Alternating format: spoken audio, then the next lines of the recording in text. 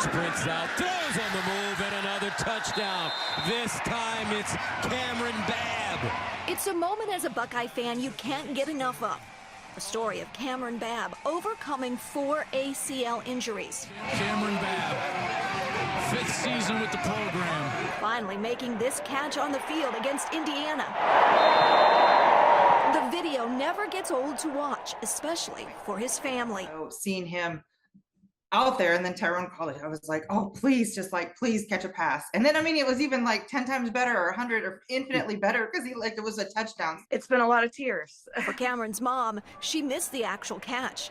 She was already emotional because her son was on the field. Because I was crying already. I had my face in my hands, and when I heard the eruption, that's when I looked up, and the first thing I saw was him running and getting on his knees. And then there was this, a touching moment just between mother and son. I never thought that he would come, up to the gate or whatever, because that's just, they don't do that. He said, Mom, it's all God.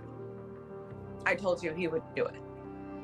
And we were both crying. He is now my hope, my life. And Cameron's faith keeps him going. Although after his 3rd injury, his mom says he struggled. At that time in Cameron's life, Cameron was really upset with God. Cameron was on his way home to figure out if he should leave the game. And then he met Darnell, his Uber driver, on the way to the airport. He called me. He was bawling his eyes out in the airport.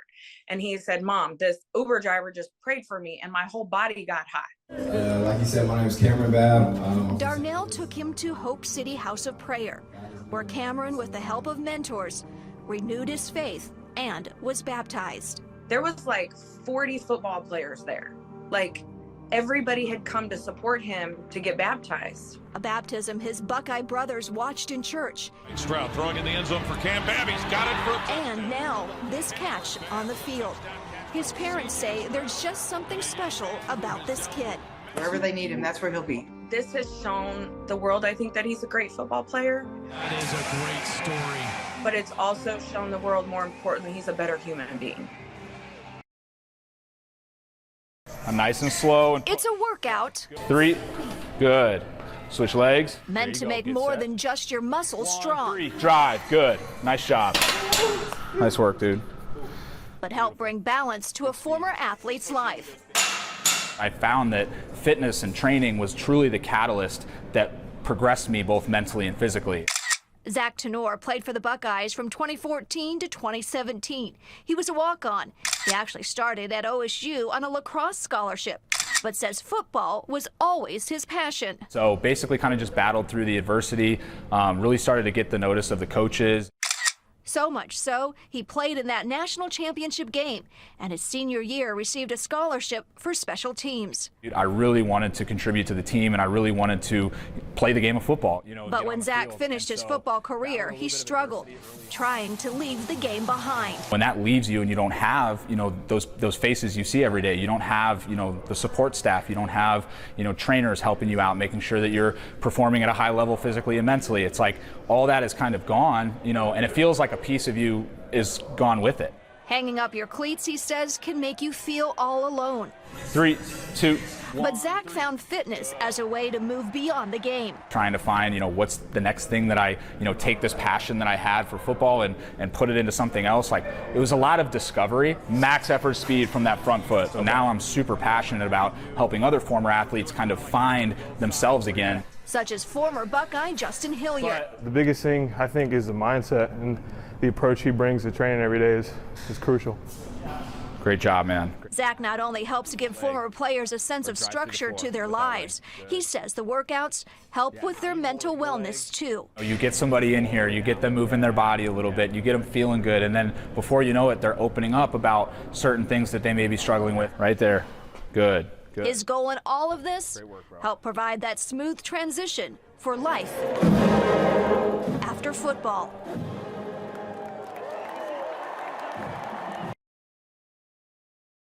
It's the quote that may just embody this Ohio State-Notre Dame game. Football isn't just a game nor a sport, but a religion.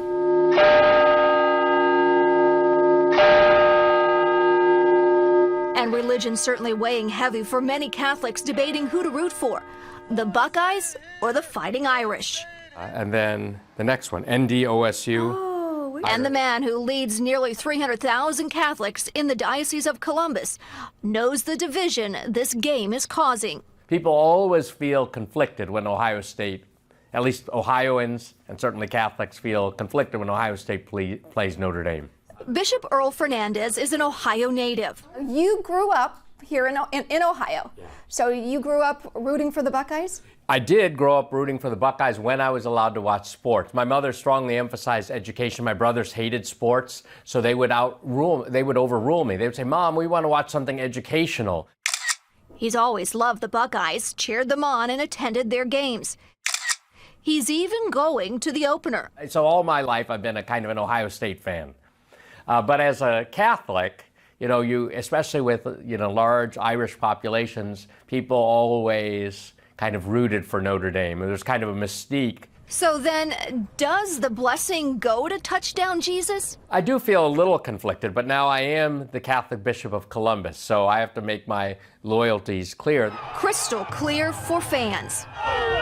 I think my loyalties have to be with the Sea City and with Ohio State and the folks here in Columbus. Although as the bishop, he may have to appease both sides. But it says in the scriptures, God shows no partiality. So we want to welcome all the Notre Dame fans, we want to welcome all the Ohio State fans, and we let the best team win. So that'll be Ohio State. Which one are you rooting for? So of course, his faith still devout. Hold this one up a little higher. But his allegiance remains with the Bucks.